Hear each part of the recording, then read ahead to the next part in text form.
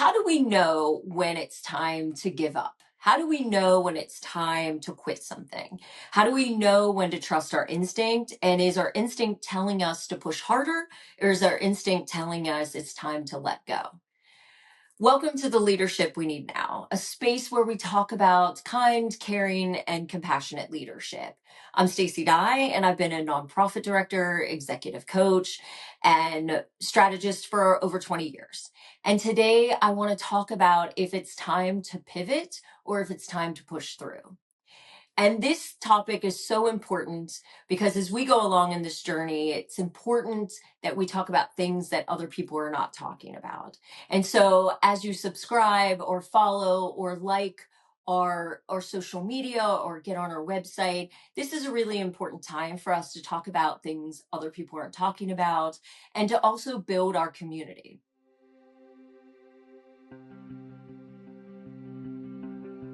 So how do we know if the work that we're doing deserves and needs us to work harder, be more focused, be more dedicated, to do more than we're already doing?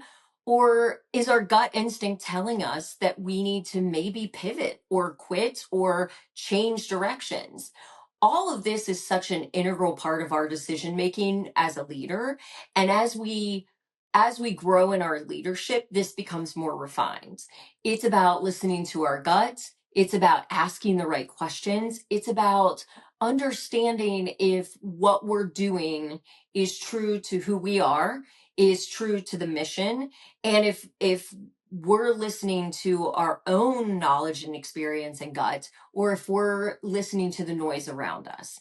And so I want to talk a little bit more about that. And I think there's two pieces. Of course, there's the logistical piece where we sit down and we make lists about why we feel a certain way, why we are experiencing something. So if we're going through an experience of, like most people are right now, where it's a time of transition, it's a time of change, it's a time where we really can't determine the outcome in the same ways that we have in the past. It's so important for you to sit down and really try to understand yourself, but understand what's happening in the environment around you.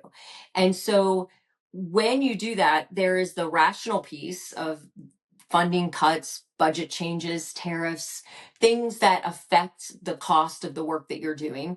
Those logistical things need to be part of a list. They need to be part of a list that you put together so that you're not just making random emotional decisions, but then sitting down and listing why you feel the way you do. Why do you feel that this may be the time that you need to make a change? Why do you feel that this is a time that if you just did a little more, that you would achieve whatever success that was? And I think that when you look at the emotional side, writing down how something makes you feel, addressing how fear and worry and anxiety is affecting your decision making is so important, especially when things feel so uncertain. It's This isn't a time where anybody that's, been doing this has any idea of what's about to happen next. And so as you're doing this, know that everybody is doing this for the first time. Everybody's experiencing this for the first time, and you're not any different. And so as we're doing these things, as we're sitting down and we're looking at instinct, what is instinct versus what is rational decision making, they can have a balance. They can have an equal relationship in how you make decisions. Um, Even for myself, I'm going through this right now. I've been conditioned and trained, probably like the rest of you, where if you just work harder, if you just try harder, if you just do more, then the success you're looking for will be there, that good work, hard work pays off. And I think as I've matured and as I've grown as a leader, I've learned that some things just rob you of time, just rob you of the opportunity to do something else that you should be doing.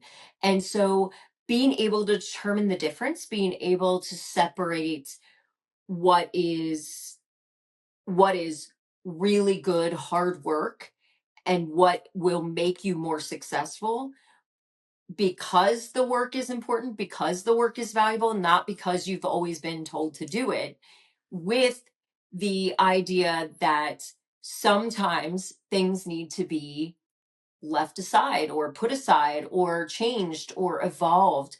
And that's a really difficult thing because even as a child, I was raised that you don't quit something you start. You make sure that you follow through, that you do what you say you'll do. And even as I was preparing for this, I thought, let me look up some quotes about quitting, about intuition, about pushing through, about gut instinct. And it was funny because the results for pushing through were all of these quotes that I had heard over and over and over again through childhood and in my leadership journey. And so to that point, that is the messaging. That's the messaging we've been consistently giving, is that you put your head down, you keep working, you keep doing more, you keep pushing through, regardless of whether or not you've evaluated the idea or the project or the program or the product. And so it was so funny because there were probably a tenth of the quotes, and I hadn't heard of most of them. And then when I did listen to them, they didn't really resonate. They just kind of felt like, you know, immature type quotes about not following through or not doing what you should have. And I think the valuable piece in my leadership development and then what I talk to others about is really the fact that it is perfectly okay for you to quit something, especially if it's not healthy, if it's not mission aligned, if it's not where you want to go. Also, if it's not relevant in the moment. We don't have to follow trends. We don't have to stay so focused on what others think we should be doing, but you do need to be open and understanding to the way the world is around you. You need to think about not only what is happening now, but what will happen in the future or what could happen in the future. And you could be part of that. I think that most creatives, most people who see themselves as innovators or creators, find themselves in this predicament of, when do I quit? When do I say enough is enough? And when is it just one more thing before I find the success that I want? And I think that's such a complicated thing that no one has the answer for unless it's hindsight. We can always look back and say, this was the moment, this was the time, this was the period where that changed something big, that made the difference, that extra bit, that extra person coming in, that help coming in, that support coming in was so important to making that a success. I think we can also look back and think of the time that we wasted on something that we knew probably didn't have a long lifeline. We also could look at something and say, we know that this is going to be too hard on us in our capacity to get something done, and this needs to go. But I don't want to ruin my reputation. I don't want to let people down. I don't want to hurt customers or clients or anything else. And so we did push through when we probably should have walked away, to the detriment of all sometimes. And so as we're looking at the leading in uncertain times anyway right now, it's more important than ever to really understand yourself, understand what your gut instinct is really telling you without fear, without outside noise. What is your gut telling you? And trying to make sure that you are in line with not only what you see in the present, but what you could see in the future. But also being able to step back from that feeling, that emotion, stepping back and evaluating everything in a very logistical, rational way. I understand that this is what I feel strongly about, but the funding has been cut for that. uh, you know, Tariffs are high, the cost to do the product is too high at this moment. I don't have the bandwidth or the capacity to pull off something like that in this moment. Even that is okay, because it doesn't have to be black or white that you go, 100 miles an hour into something and you bury yourself in work, or you quit and throw up your hands and throw the whole thing away and throw the baby away with the bathwater. It can be multiple shades of gray in different times in your life. So even if in this moment you need to push harder, in a month you may need to pull back, you may need to pivot, you may need to change or alter or edit. It is perfectly okay to think of this not as a linear process of, you're going to go in this direction if you quit, in this direction if you stay and put your head down and do the work, but almost as a river, that there is an ebb and flow to everything. And that the more that we pay attention to ourselves and what we need and what you need as you're going through something, your own capacity, paying attention to your gut instinct and what you know to be true, and balancing that with all of the rational data, information, feedback that you get from the outside world, you will be able to make clear decisions. You'll be able to really authentically show up and be able to move through work knowing that, listen, I know this is going to be hard work for a little bit, then I'll get a break, or I know this will be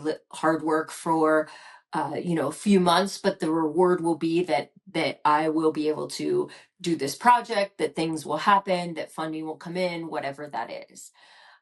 So even putting timelines on things gives you a way to understand that it's only for this much longer, and at that point in time, you can reevaluate. If you don't want to keep going, if you don't want to keep pushing through because it is too burdensome on the work that you're doing, then it is a time where you can reevaluate. And this is a hard process because even as you're doing this, if you're listening to your own gut, if you're listening to yourself, if you understand yourself, if you're in tune with what you want to do and how you see things, you will feel very isolated. You will feel like you're onto something, but you don't know how to say it. You don't know how to express it. You don't know how to communicate it in the way that you would like to at the moment. And that is very difficult to carry because if you're someone like me, I love feedback and I love bouncing ideas with people. And I love it when people are invested in me and the way that I think about things or the way I think I could solve a problem. And so if people aren't getting that, if people don't understand it yet, because maybe I haven't gotten there yet, that's so difficult because I want feedback, I want input, but knowing how to receive that, knowing who to receive it from, and knowing who you can trust to give that to you. And that doesn't mean that, your best friend giving you support and giving you advice is something add a ton of value or no value to. It means that you have to discern what you need in the moment. Do you need a truth teller? Do you need someone to give it to you in a very, specific way? And is that person really qualified to give you that advice? Is that something that they just are giving an opinion about? Or do they have a knowledge, experience, education about where they could be really helpful in your learning curve? And so even that, listening to others is really this time where we have to be very delicate about that. We want feedback, we want support, we want help, but we have to be careful that the influence of others doesn't change what our gut is telling us or what we believe is the right thing to do. Not that we can't change our mind, not that we can't evolve, not that we can't do any of that, but that we're taking in things and listening to things that help move us forward in whatever path we're going, and that we don't just accept noise in because everyone has an opinion right now. And I think that when we do that, we can when we can discern what input we take, when we can really put words, put down on paper what our gut is telling us and how that path looks forward with timelines, with activities, action steps, when we can look at the facts, the data, the information and put that down, included with the feedback, put those into timelines, put a package together of not just the feelings and emotions, but the facts and the data behind it, we can feel like we can move forward with an idea. Even again, is the ebb and flow of an idea. Sometimes more, sometimes less. We can hit achievable goals. We can do the things that we want to do. But I also think the value in all of that is the lessons that we learn along the way. Even if it has been a lot of work, even if you quit, even if you walk away from something, there are so many things you learn along the way that will help you in your journey, help you with the work that you're doing now, but the work that you'll do in the future. And so I don't think that it's something that we consistently throw the baby away with the bathwater, that we can consistently just, say that didn't work, let's pitch that. But what did we learn? What could we take with us to the next phase? What can we do different? What do we do really well? And do we need to lean into? And so I don't know that there is a final video that's a how to of how to navigate that. I think I definitely had some tips for you, but then it's about you sitting down with yourself and really figuring this out, because this is about you. Your life's journey, your work, your passion, your project, your idea, and you really need to lean into that and be as sensible as you can, be as instinctual as you can, but just knowing how to take help and support, how to understand yourself, and then how to move forward with a clear way of thinking about a decision. Because the only way that you will ever know if what you did worked is with hindsight. And so I appreciate all of you listening. Please make sure to subscribe, to follow, to support us on social media, visit our website, and I will see you soon.